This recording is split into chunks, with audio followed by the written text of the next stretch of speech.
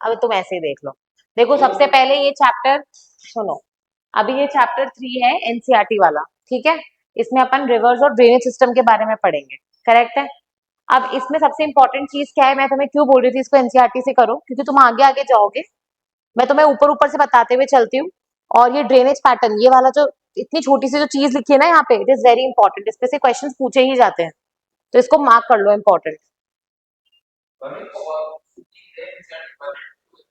Physical environment ई पाठशाला तुम्हारे सामने तो खुली अभी, class 11th।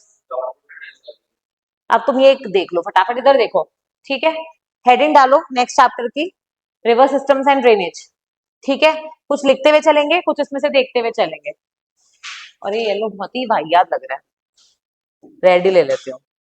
Red looks like कि किसी को पनिशमेंट दे रहे हैं। चलो अदब में कॉपी निकालो फटाफट। अरे मैं डाल दूंगी टेलीग्राम पे, तुम डालो। मैंने डाली नहीं थी क्या कल, रुको। इसमें डालो रिवर सिस्टम एंड ड्रेनेज, डाल लिया, ठीक है। अब इसमें लिखते चलो कुछ कुछ चीजें, ताकि अपना वो भी हो जाए।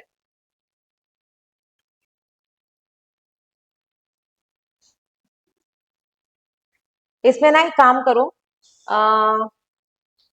सीधा पहले तो एक टेबल बनाओ, एक टेबल बनाओ। और उस टेबल में मैं वो लिखवा रही हूँ जो अभी, सुनो इधर, यूपीएससी ने एक बार पूछा था, बट आरएएस में काफी, गुड मॉर्निंग, आरएएस में काफी बार पूछा जाता है। वो यही है कि एक तो रिवर्स होती है, ठीक है, उनकी लेंथ कितनी है टोटल, और वो उनकी इंडिया में लेंथ कितनी है, उनकी इंडिया में लेंथ कितनी है, ये क्लैरिटी होनी चाहिए। इंडस बहुत बड़ी नदी है, बट उसका एक छोटा सा ही हिस्सा इंडिया में जाता है, ठीक है। वैसे गंगा बहुत बड़ी है, लेकिन गंगा का पूरा ऑलमोस्ट काफी हिस्सा इंडिया में ही है। ब्रह्मपुत्र का काफी हिस्सा चाइना में भी है और बांग्लादेश में भी है। तो कितना लेंथ इंडिया में है, दैट इज इंपॉर्टेंट। कल ये क्वेश्चन बहुत इजीली पूछा जा सकता है मैच द फॉलोइंग में, यूपीपीसीएस में पूछ लिया गया है, तो it's hardly a matter of time की ये कहीं भी अब चेपा जा सकता है, ठीक है। गुड मॉर्निंग, निकाल लो कॉपी फटाफट, हेडिंग डालो। हाँ लिख भी रहे हैं, फिर टेबल्स कहाँ बनाओगे, तो मैं ना लिख लो, मेरा टाइम खराब करोगे, लिखो। होता है यार, हम भी कॉलेज में ऐसे ही पास हुए थे, आई स्टिल रिमेम्बर। हमारे क्लास में दो बच्चे थे जो नोट्स बनाते थे, अपूर्वा सरोडे एंड प्रतीक कृष्णन, बॉम्बे। तो बात नहीं, बट ये तो ग्रेटेड, हाँ shout out, exactly. And they both have done amazingly well. So I think one of them is in UCB, University of California, Berkeley, doing a PhD, and then she went to Harvard, etc. But dude, वो नहीं होती ना, पूरी class pass नहीं होती। मतलब दोनों के नोट्स ऐसे, वो हमारा महात्रे वो था फोटोकॉपी सेंटर, वहां पे ऐसे प्रतिकृष्ण नोट्स, अपूर्वा सरोडे नोट्स, पूरी क्लास वही चेप के आ रही है, और फिर उनके नंबर कम आते थे, सबके नंबर ज्यादा आते थे।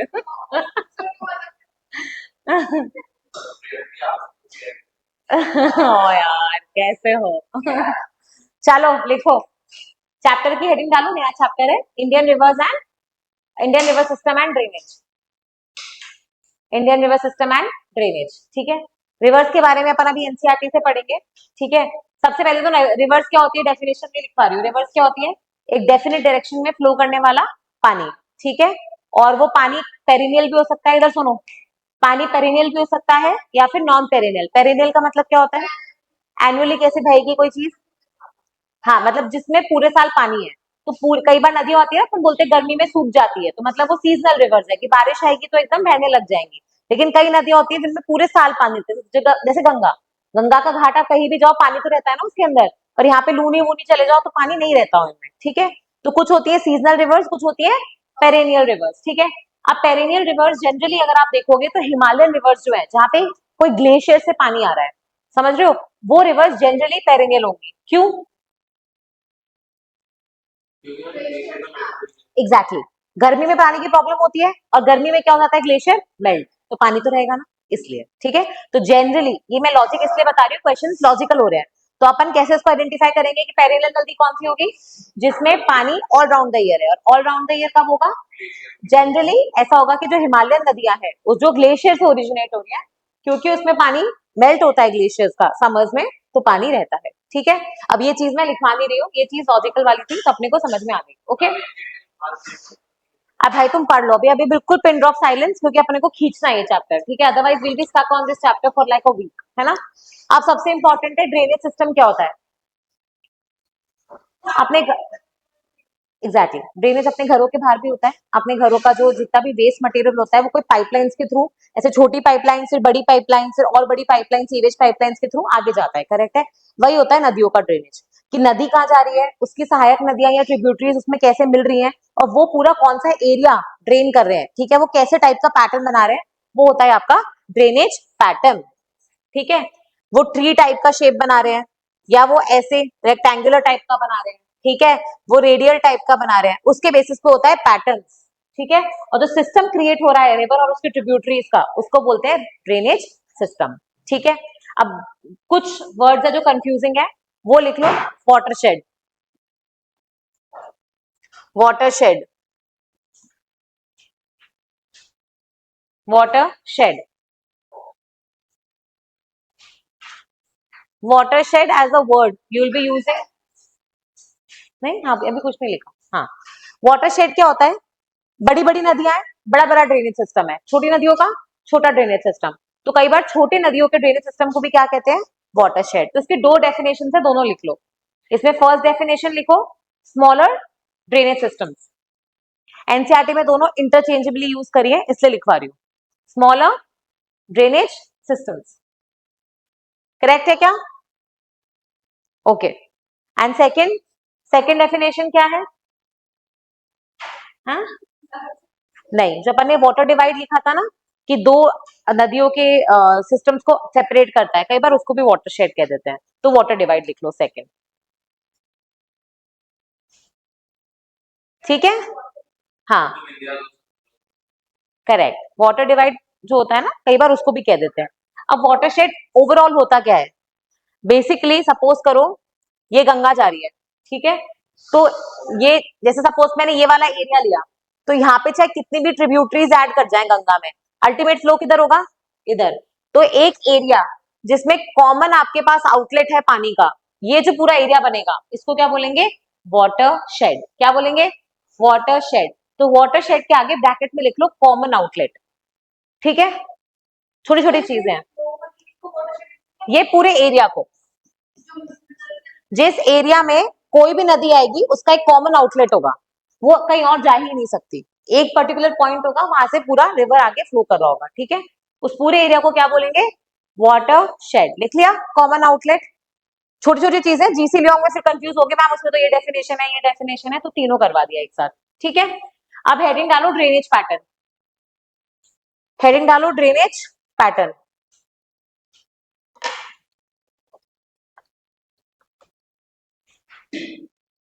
एक मिनट,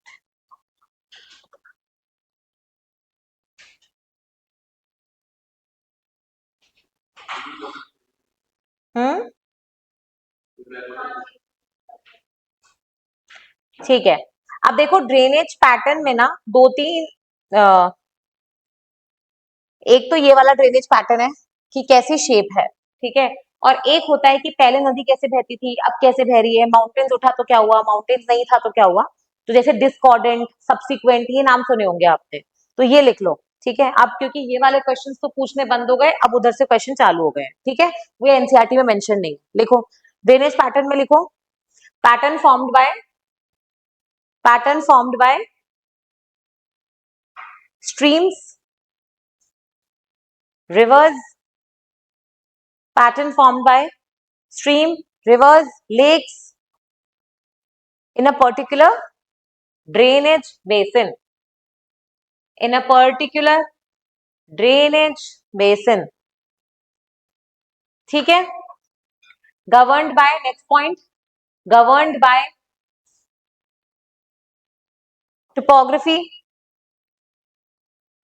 topography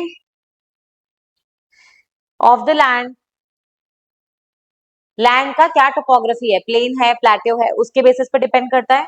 दूसरा ग्रेडियंट ऑफ लैंड, ग्रेडियंट मतलब स्लोप ऑफ लैंड, ठीक है, gradient of land, comma gradient of land, comma types of rocks, types of rocks, कि हार्ड है या सॉफ्ट है, ठीक है।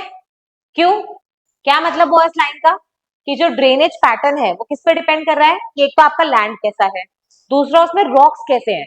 हार्ड होगा तो इरोजन होगा क्या, नहीं, और सॉफ्ट होगा तो फटाफट इरोड हो जाएगा। और तीसरी चीज क्या थी, स्लोप, जितना स्लोपी लैंड होगा इरोजन होगा नहीं होगा, और जितना प्लेन होगा उतना इरोजन कम होगा, ठीक है। तो उसके बेसिस पे, तो अब यहाँ पे नेक्स्ट लिखो types of drainage, types of drainage, दो वर्ड्स हैं, डिस्कॉर्डेंट, पहला है डिस्कॉर्डेंट,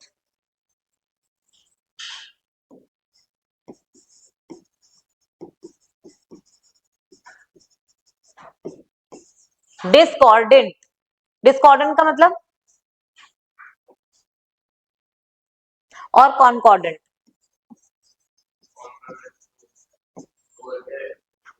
कौन जैसे कॉन्करेंट लाइंस होती हैं, तो जिस डायरेक्शन में जा रहे हो उसी डायरेक्शन में, और डिस मतलब कुछ और डायरेक्शन में, ठीक है। तो डिस्कॉर्डेंट और कॉनकॉर्डेंट, चलो फर्स्ट डालो डिस्कॉर्डेंट। डिस्कॉर्डेंट मतलब किस चीज से ऑपोजिट जा रहा होगा, किस चीज से ऑपोजिट जा रहा होगा,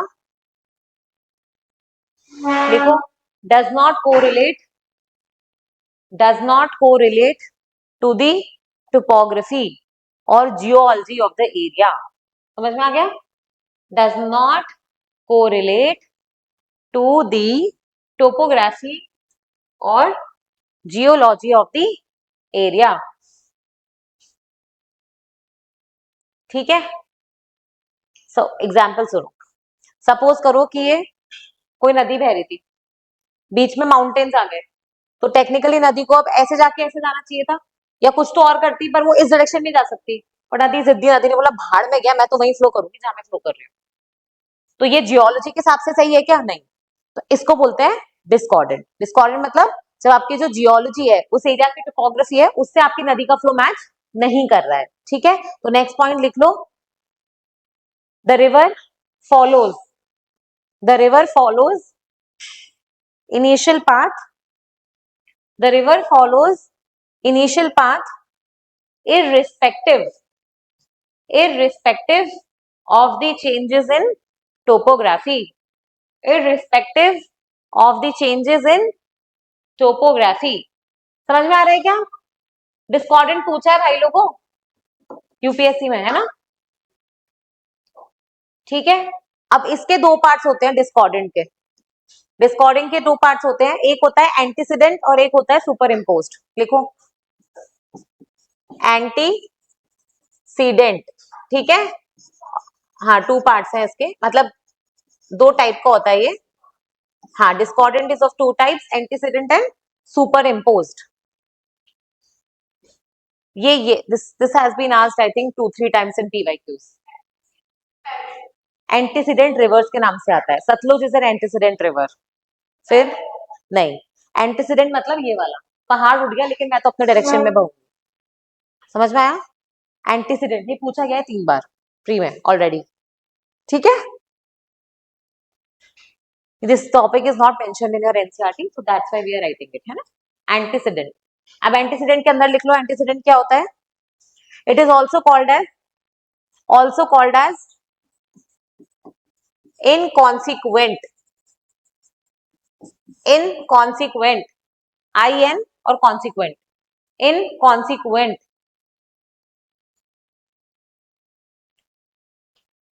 इनकॉन्सिक्वेंट का मतलब क्या होगा, opposite of something,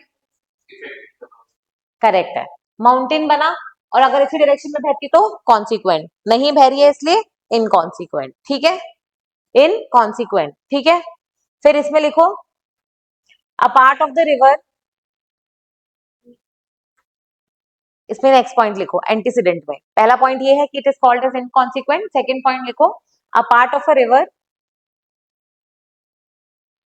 slope, part of a river slope and slope, slope and the surrounding area, यही चीज लिखना है, and the surrounding area gets uplifted but the river sticks to its original slope. River sticks to its original slope. क्या मतलब हुआ इस line का? Very important है, एंटीसीडेंट, स्टार मार्क कर लो इसमें, ठीक है? क्या मतलब है इसका? अपन ने क्या लिखा है? सपोज नदी बह रही थी, तो ये जिस लैंड पे बह रही है और थोड़ा सा हो सकता है इसका खुद का हिस्सा ये ऊपर उठ गया, लेकिन नदी जो है इस डायरेक्शन में जाने के बजाय अपने ओरिजिनल डायरेक्शन में जा रही है। तो कौन सी नदियां हैं जो तुम्हें लगता है कि पहाड़ को काट के आगे बढ़ रही है? हिमालय उठे लेकिन पहाड़ को काट के वो बीच में से निकल रही है, तो वो सारी एंटीसीडेंट है, क्योंकि पहाड़ उठने से वो गायब हो जानी चाहिए थी, लेकिन वो हुई नहीं, उन्होंने अपना रास्ता वही रखा है। तो जैसे एग्जाम्पल सतलुज, एग्जाम्पल ब्रह्मपुत्र, और ब्यास, व्यास नहीं है, ब्यास कैसे होगा?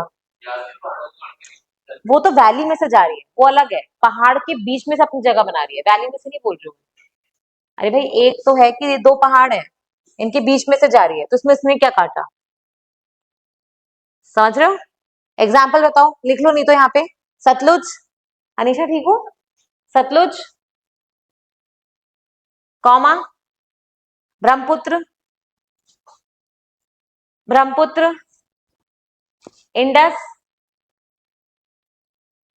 And many other Himalayan reverse.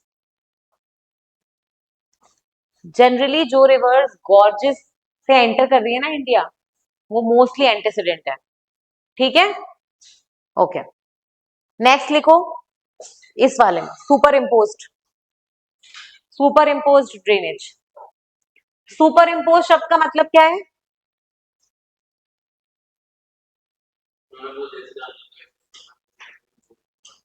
Correct है, वो बेसिकली पहले बह रही थी जैसे बह रही थी, फिर हो सकता है उसको हार्ड रॉक्स मिले, ठीक है, लेकिन फिर भी वो जिद होके वैसे ही बह रही है, उसको क्या बोलेंगे?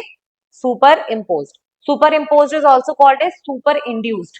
फर्स्ट पॉइंट लिखो, also called as superinduced, superinduced और epigenetic. AP,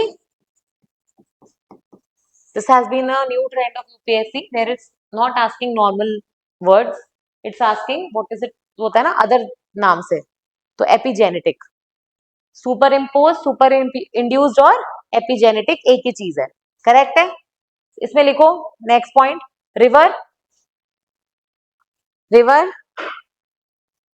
flowing over a flowing over a softer rock stratum, flowing over a softer rock stratum, reaches the hard rocks, reaches the hard rocks, but continues to follow its initial slope, but continues to follow its initial slope.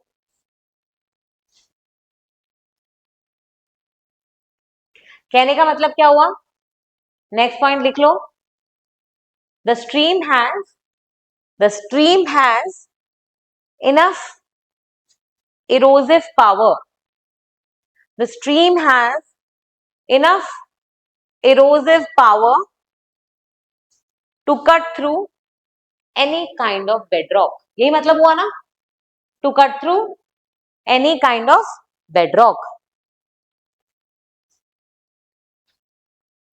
Maintaining its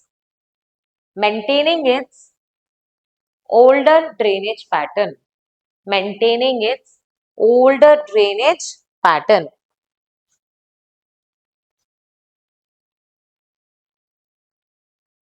ठीक है, क्या मतलब हुआ? पढ़ो एक बार, दो लाइनें क्या लिखी है? Maintaining it's older drainage pattern, पढ़ो, बताओ इसका क्या मतलब है दो लाइनों का?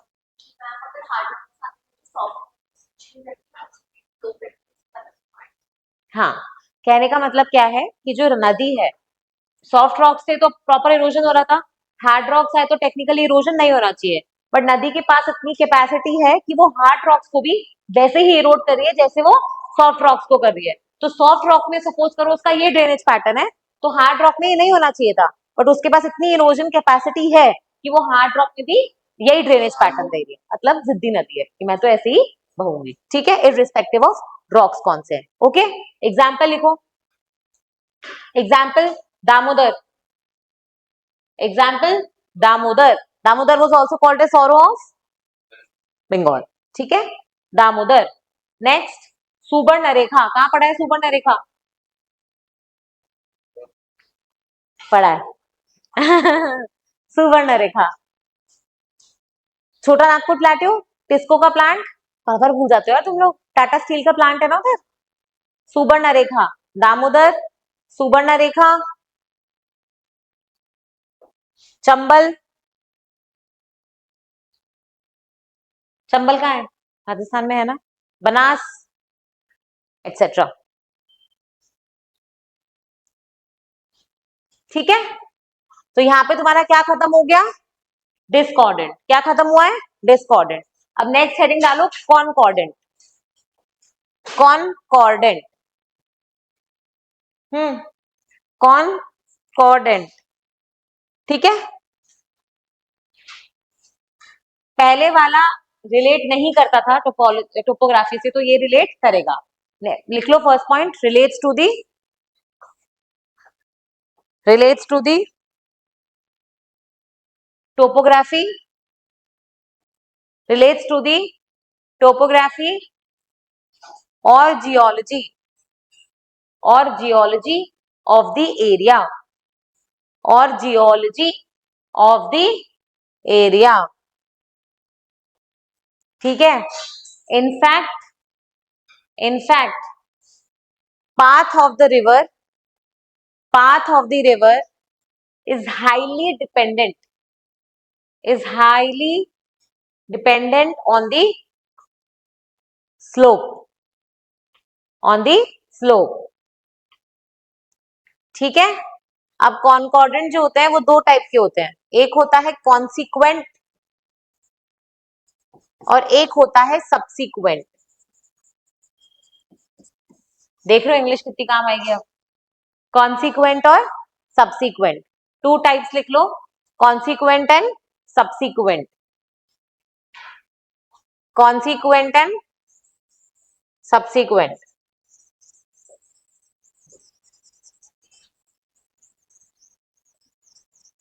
ठीक है। हेडिंग डालो कॉन्सिक्वेंट, ठीक है। कॉन्सिक्वेंट का मतलब क्या होगा? जैसा स्लोप है उस डायरेक्शन में बह रही है, देखो इस पे कॉन्सिक्वेंट में लिखो, रिवर फ्लोज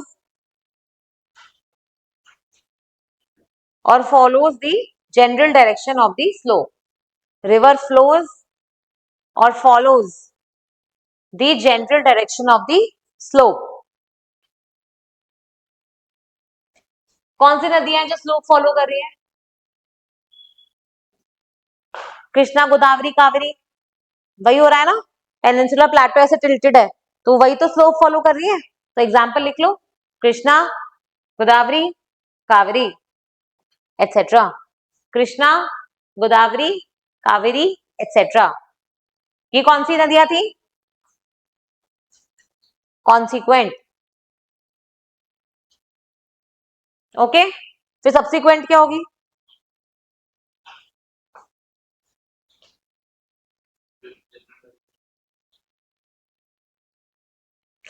क्या?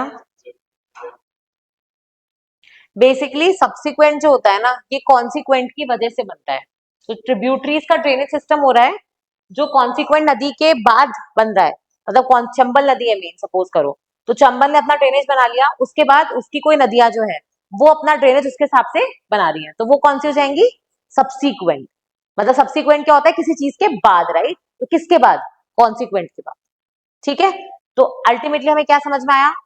सपोज करो ये लैंड का स्लोप है, ठीक है, अगर कोई नदी इसी टोपोग्राफी इसी स्लोप को फॉलो करेगी तो वो क्या कहलाएगी? कॉनकॉर्डेंट, ठीक है। नहीं फॉलो करेगी तो डिस्कॉर्डेंट।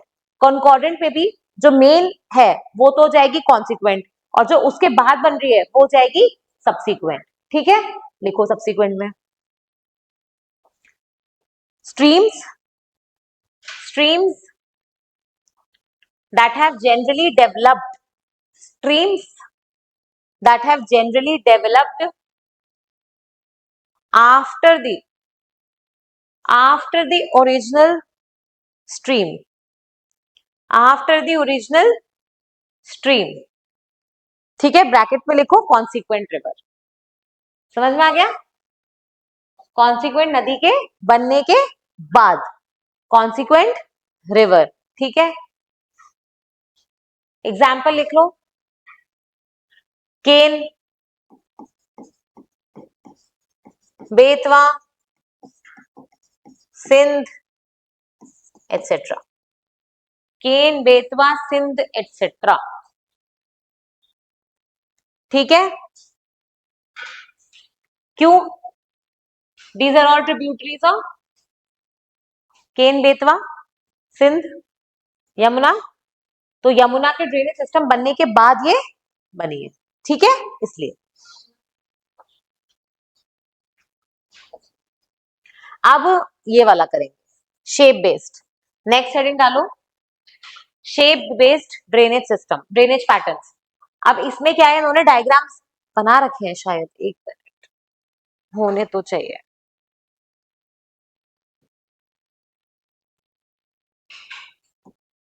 क्यों नहीं हिलाए? नहीं है यार, नहीं है।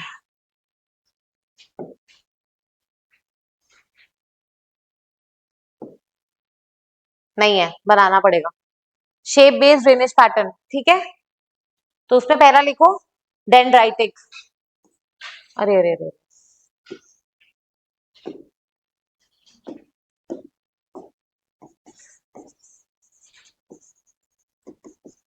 पहला लिखो डेंड्राइटिक।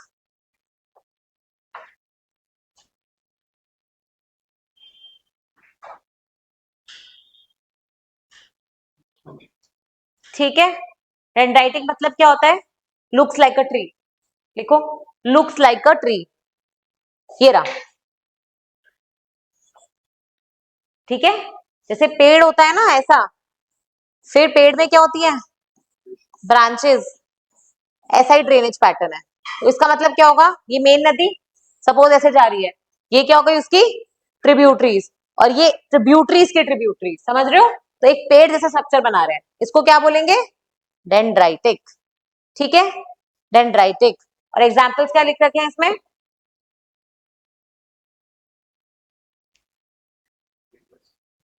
इंडस नहीं है इसमें। जनरली तुम्हारे एग्जाम्पल्स नॉर्दर्न प्लेन्स तो नहीं, इसमें जैसे कृष्णा गोदावरी वगैरह अगर आप देखोगे, केजी डेल्टा, देखो इधर दिखाऊं मैं, अरे यार, हम्म, ये देखो इधर, ये दिख रहा है क्या ऐसा पेड़ जैसा?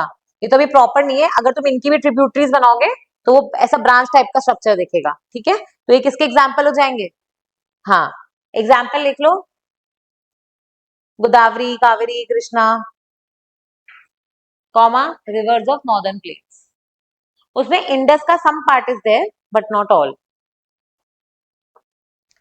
Godavari, Kaveri, Krishna, comma, rivers of northern plains etcetera तो है ही। ठीक है, फिर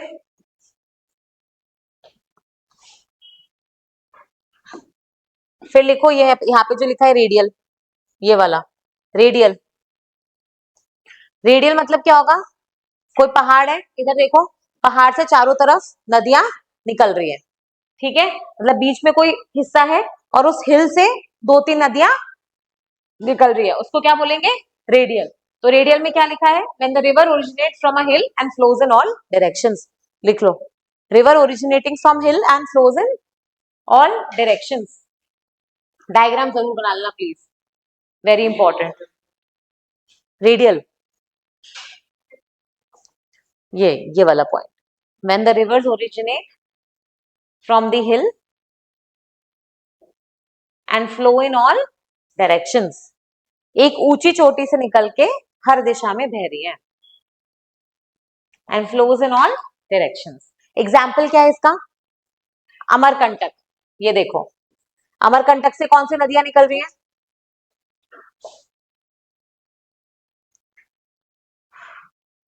अमरकंटक से कौन सी नदियां निकल रही हैं?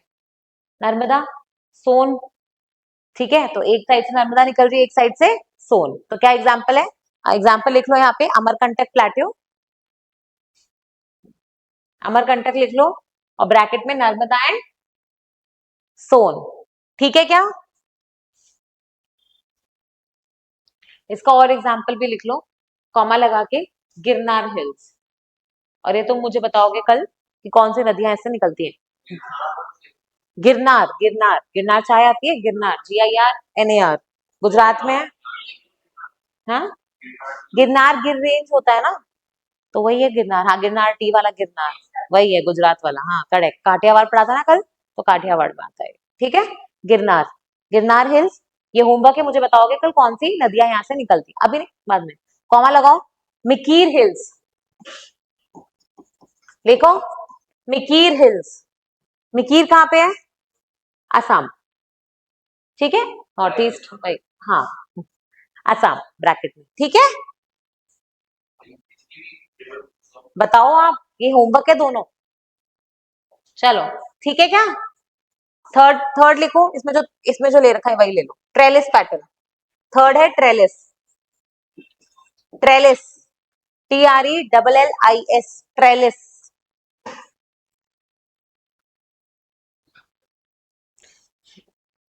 कहाँ गया ये?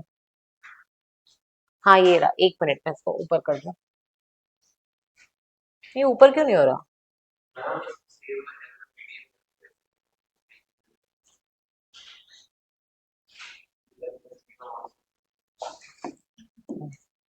देखो ये पढ़ रहा है अपन अल्टीमेटली ये वाला, ठीक है, ट्रेलिस वाला।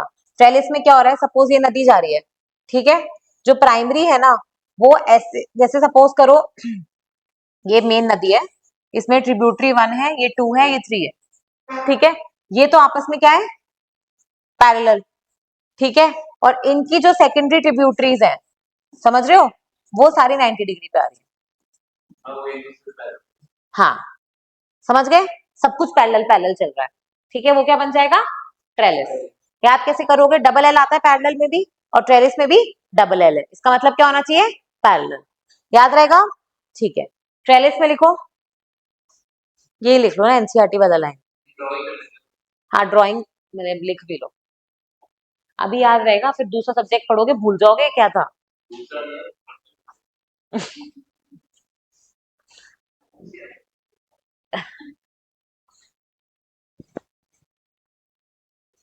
Trellis, when the primary tributaries, diagram बना लो, when the primary tributaries flow parallel to each other, flow parallel to each other and secondary tributaries and secondary tributaries, bracket में लिख लो, सेकेंडरी ट्रिब्यूटरीज मतलब subsequent drainage, समझ में आ गया, bracket में subsequent reverse, bracket close, meet them at right angles, meet them at right angles, लिखे जा रहे हो, ये समझ में भी आ रहा है, क्या मतलब हुआ इसका, ये मेन रिवर है, प्राइमरी इधर, प्राइमरी ट्रिब्यूटरी क्या हो गई, जो मेन रिवर को ज्वाइन कर रही है, और सेकेंडरी ट्रिब्यूटरीज क्या होंगी, जो ट्रिब्यूटरीज को ज्वाइन कर रही है। और अपन ने क्या पढ़ा था सब्सिक्वेंट में, कॉन्सिक्वेंट बनने के बाद वो बनती है, तो सेकेंडरी वाली क्या हो जाएंगी, सब्सिक्वेंट रिवर्स, ठीक है, वही लिखवाया है। तो secondary tributaries also known as subsequent rivers will be joining the primary ones at right angles, तो ये ऐसे टाइप का जो बनेगा इसको क्या बोलेंगे, ट्रेलिस। एग्जाम्पल लिखो, एग्जाम्पल्स यहाँ नहीं लिखा हुआ है, एग्जाम्पल लिख लो, ये सिंघम, छोटा नागपुर प्लेट्यू, छोटा नागपुर प्लेट्यू लिखो, ठीक है। तो छोटा नागपुर प्लेट्यू में जो रिवर्स बह रही है वो मोस्टली ट्रेलिस पैटर्न फॉलो करेंगे, कूल। नेक्स्ट, इसमें कौन सा मेंशन्ड है,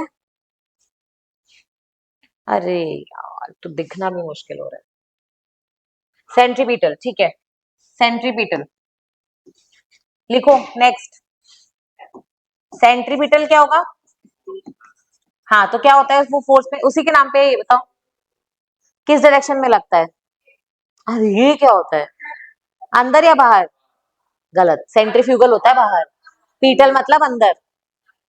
कैसे याद करते थे बचपन में? पीटर अंकल खड़े हैं, रस्सी घुमा रहे हैं, तो पीटल मतलब अंदर। ठीक है, तो लोग इसलिए भूल जाते हो, ट्रिक्स बना के याद करा करो, जीवन भर याद रहती है चीजें। अब पीटर अंकल कैसे भूलोगे आप? ठीक है, तो सेंट्रीपीटल मतलब अंदर की तरफ फोर्स जो लगता है। ठीक है, तो सेंट्रीपीटल क्या मतलब क्या हो जाएगा? जब नदियां एक डिप्रेशन में चारों तरफ से डंप हो रही है। जैसे कैस्पियन सी में क्या होगा, इधर उधर से नदियां आके बीच में डंप। सांबर लेक में क्या हो रहा है, चार पांच नदियां आके बीच में डंप।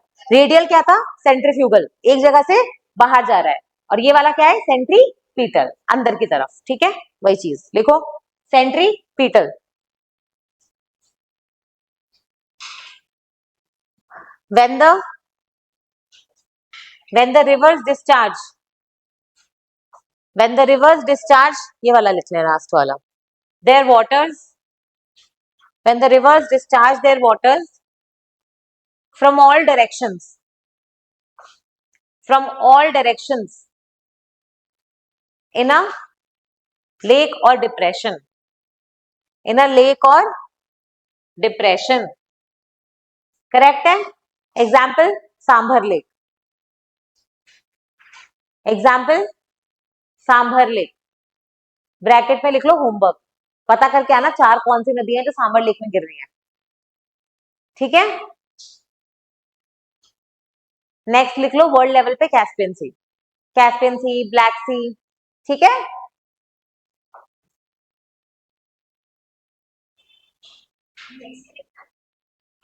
कैस्पियन सी, हाँ इसी में ही कैस्पियन सी एक और एग्जाम्पल है। ठीक है, नेक्स्ट लिखो fifth, rectangular drainage system, rectangular, rectangular drainage system. हाँ, इसमें देखो कैसे होएगा, रेक्टेंगल कैसे बनता है, रेक्टेंगल की क्या प्रॉपर्टीज होती है, मैथ्स पढ़ रहे हो ना, वेरी गुड, बताना जरा। When does a parallelogram, क्या, when does a parallelogram become a rectangle?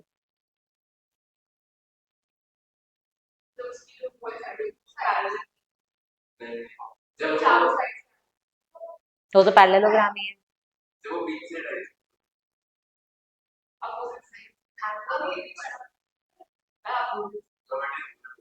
Geometry नहीं पढ़ी है, अब पूछूंगी ना तो भी नहीं आएगा तुम्हें पढ़ने के बाद से। सुनो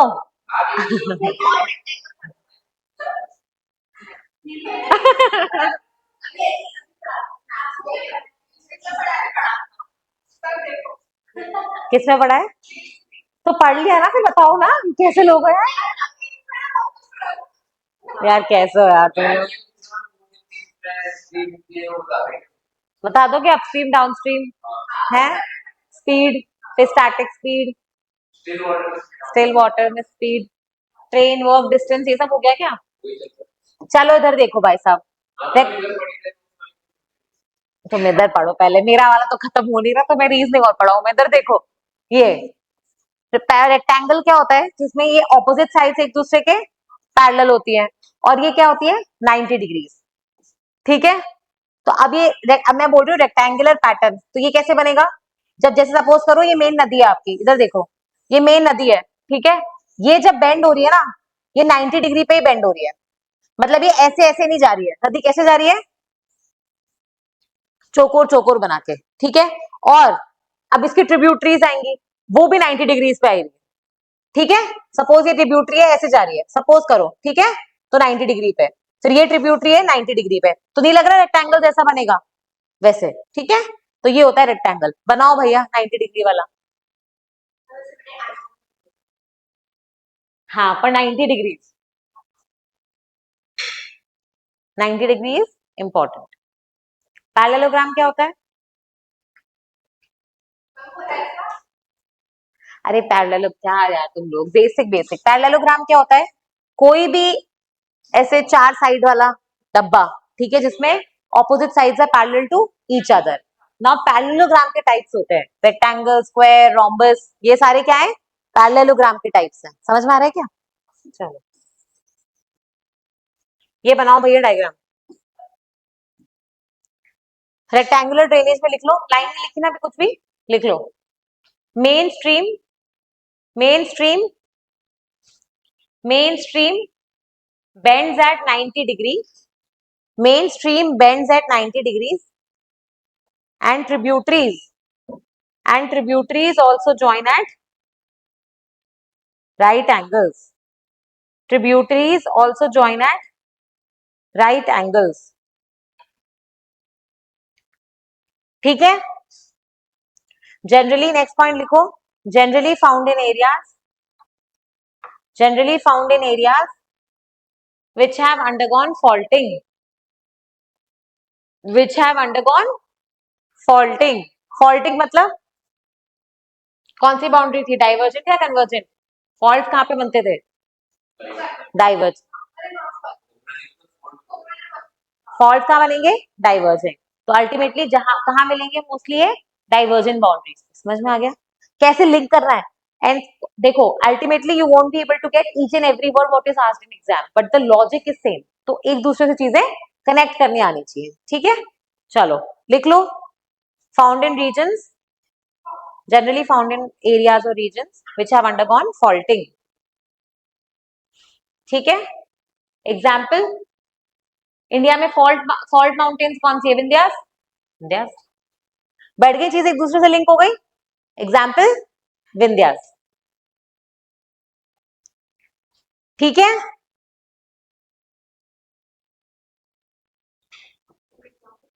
विंध्यास।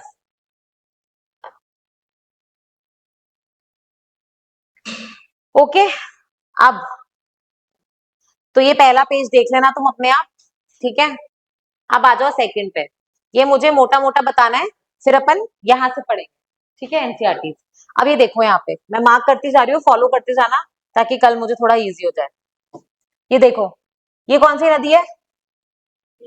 इंडस, ठीक है? ये यहाँ से जो जा रही है ये वाली, ये तो इसकी ट्रिब्यूटरी है, ठीक है?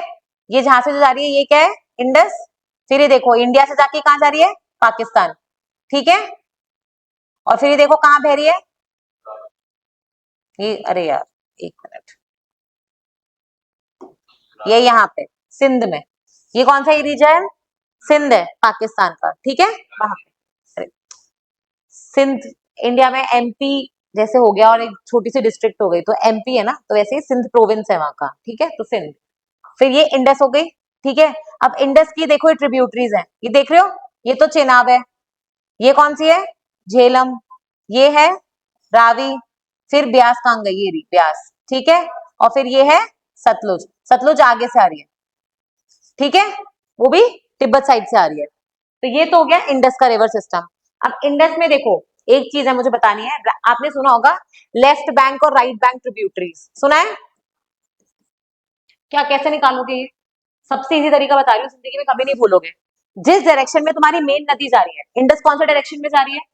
ऐसे। मेरा राइट क्या होना चाहिए? ये वाला। और लेफ्ट क्या होना चाहिए? तो यहाँ पे अगर मैं ऐसे जा रही हूँ सपोज करो, तो मेरा राइट ये वाला है, तो यहाँ से जो नदी एंटर करेगी वो कौन सी होगी? Right bank tributary. और ये कौन सी होनी चाहिए? समझ में आ गया? तो स्टेटमेंट ये था पीवाईक्यू में कि झेलम, चिनाब, रावी, ब्यास, सतलुज जो ट्रिब्यूटरीज हैं वो ऑल आर लेफ्ट बैंक। तो लोगों को लगा सारी लेफ्ट बैंक कैसे हो सकती हैं? सारी लेफ्ट है ना, इंडस तो ऊपर चली गई तो ये सारी लेफ्ट हो गई ना। तो ये स्टेटमेंट राइट था, लोगों को लगा सारी लेफ्ट कैसे हो सकती है? अरे मेन रिवर देखो ना कहाँ है। फिर यहाँ से आती है न्यूब्रा, शोक, वो वाली रिवर्स, जो न्यूब्रा वैली सुना है लद्दाख में, शोक, तो वो सारी कौन सी होती है? Right bank. समझ में आया? अब जैसे गंगा है, जरूरी नहीं है कि राइट यही रहेगा, रिवर के डायरेक्शन से चेंज हो रहा है। अब अपन गंगा ले लेते हैं, सपोज करो ये गंगा है, गंगा इधर जा रही है तो मतलब मैं इधर जा रही हूँ, तो मेरा राइट कौन सा होना चाहिए? तो ये राइट है ना, इसका मतलब ये जो ट्रिब्यूटरीज यहाँ से एंटर करेंगी वो क्या है? और यहाँ से जो एंटर करेंगी, सॉर्टेड है ये, अब नहीं भूलोगे कभी भी, ठीक है? अब एक और एक्सपेरिमेंट कर लो, ब्रह्मपुत्रा को देखो, ब्रह्मपुत्रा कैसे बह रही है?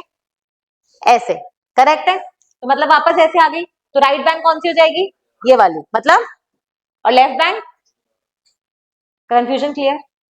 अब कर कभी मत करना, क्वेश्चन यही आ रहा है, this is a left bank tributary, this is a right bank tributary, हो सकता है वो ट्रिब्यूटरी हो पर लेफ्ट बैंक ना हो जो लिखा है, समझ में आया। तो जब अपने यूपीएससी में कोई स्टेटमेंट लिखा होता है, ठीक है, एग्जाम में, तो उसका हर पार्ट चेक करना होता है, सिर्फ ये नहीं कि हाँ Nubra is the tributary of Indus, right लिखा है, लेफ्ट लिखा है, क्या लिखा है, ठीक है। तो समझ में आ गया ये चीज, राइट लेफ्ट का लफड़ा कभी होगा, ये वाली यार, नीचे वाली, हाँ, ठीक है। अब जैसे सपोज करो मुझे इसका बताओ, ये गोदावरी नदी ऐसे जा रही है, ठीक है, तो राइट कहाँ पे आएगा, लेफ्ट कहाँ पे आएगा, हाँ, हाँ, राइट नीचे और लेफ्ट ऊपर, करेक्ट है। एक चीज तो मुझे सिखानी थी, राइट बैंक ट्रिब्यूटरी और लेफ्ट बैंक ट्रिब्यूटरी। अब मुझे एक बार बस ये बता देती हूँ, मेन मेन रिवर्स आपको मैपिंग, फिर उसके बाद कल अपन लिखेंगे कहाँ से ओरिजिनेट होती है, कहाँ जा रही है, क्या कर रही है, ठीक है। चलो इधर देखो, इंडस देख लिया था अपन ने, तो इंडस अपनी मोस्टली यहाँ खत्म हो रही है, ठीक है। अब आ जाओ गंगा, गंगा कहाँ से निकलेगी, इंडिया से, नेपाल से, चाइना से, वाह, इंडिया से ही है यार, Uttarakhand, Uttarakhand is also called as देवों की नगरी, right, why, because lot of glaciers are there, जहाँ से गंगा यमुना जैसी पवित्र नदियां निकलती है, ठीक है। तो गंगोत्री भी यही है, यमुनोत्री भी यही है, वो आता है ना अपना सर्किट चार धाम का, एक तो बड़ा चार धाम सर्किट है, एक छोटा चार धाम, नहीं पता, चार धाम, बड़ा चार धाम कौन सा है, सोमनाथ,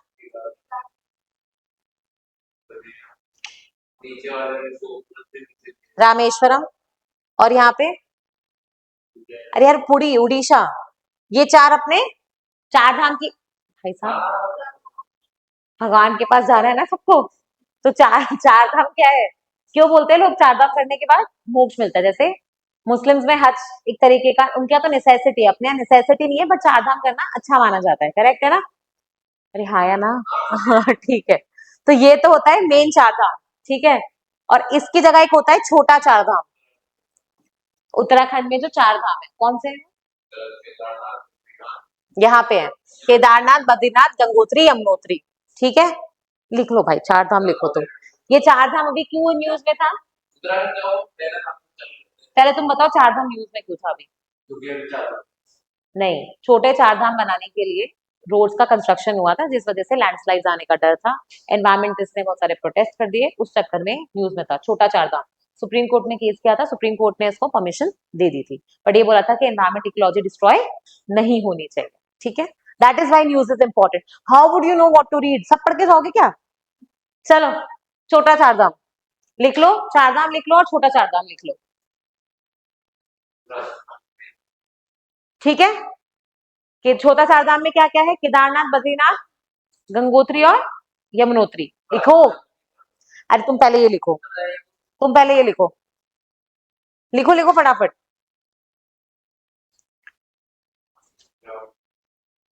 ठीक है। और बड़ा चार धाम, द्वारका, नहीं, द्वारका, द्वारका, पुरी, रामेश्वरम, ऑर्डर में तो कहाँ जाना चाहिए, लास्ट में, लास्ट में कहाँ जाते हैं लोग, हम्म, एंड इज रामेश्वरम, सब जगह का पानी लाके कहाँ गिराते हैं, रामेश्वरम में, ठीक है। और बद्रीनाथ, अब देखो ये गलती करी है ना, अब सुनो मेरी बात, गलती क्यों हुई है, बद्रीनाथ में कौन से भगवान जी और केदारनाथ में कौन से भगवान जी हैं, बेसिक लॉजिक बता रही हूँ चीजों को याद करने का, केदारनाथ में शिव जी है ना, केदारनाथ में फ्लड जाते तो शिव जी की मूर्ति नीचे गई थी, करेक्ट है, बद्रीनाथ में कौन है, कृष्ण भगवान, द्वारका में कौन है, पुरी में कौन है, जगन्नाथ जी, फॉर्म ऑफ कृष्ण भगवान, रामेश्वरम कृष्ण भगवान, तो ये किसके चार धाम बने हुए हैं, कृष्ण जी के, शिव जी के क्या है, ज्योतिर्लिंग, और पूछ चुके हैं यूपीएससी दोनों, हाँ पूछा था कि which of the following jyotirlingas are not, मतलब है या नहीं है, which of the following is not a jyotirlinga, sun temples पूछ चुके हैं, यहाँ आता है लॉजिक दिमाग में, केदारनाथ में सन टेम्पल हो सकता है क्या, फिर ऐसे ऑप्शन देगी वो, तुमसे ये थोड़ी बोल रही है कि 12 ज्योतिर्लिंग याद करो, तुमसे ये पूछ रही है कि भैया तुम्हें बेसिक पता है क्या कि कृष्ण जी के अलग है और शिव जी के अलग है और सन टेम्पल्स अलग है, ठीक है, समझ में आ गया। लिख लो भाई, कृष्ण जी। चार धाम के आगे लिखो कृष्ण भगवान। इसलिए आप केदारनाथ बोलोगे क्या कभी चार धाम में? तो क्या होना चाहिए? बद्रीनाथ। किसके हैं ये? कृष्ण भगवान के। ठीक है। और शिव जी के क्या है? ज्योतिर्लिंग लिख लो। अरे यार, ये वैसा बनाया है इन्होंने सर्किट टाइप का, बट ओवरऑल जो चार धाम है that is on Krishna ji. तुम लिख लो, मैं बता रही हूँ, जल्दी जल्दी लिखो।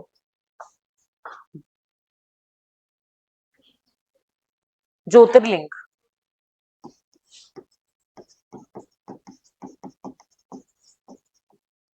ज्योतिर्लिंग 12 है, 12।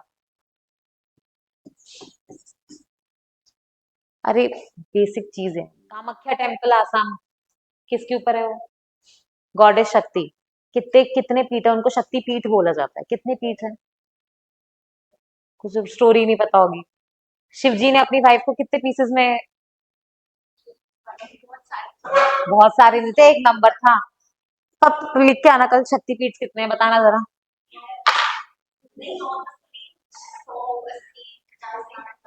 लिखो, मैं कल मैं नहीं बता रही अब, ये तो बहुत ही वो हो गया। लिखो तुम, कल पता करके आओ शक्तिपीठ कितने हैं, बताना मुझे।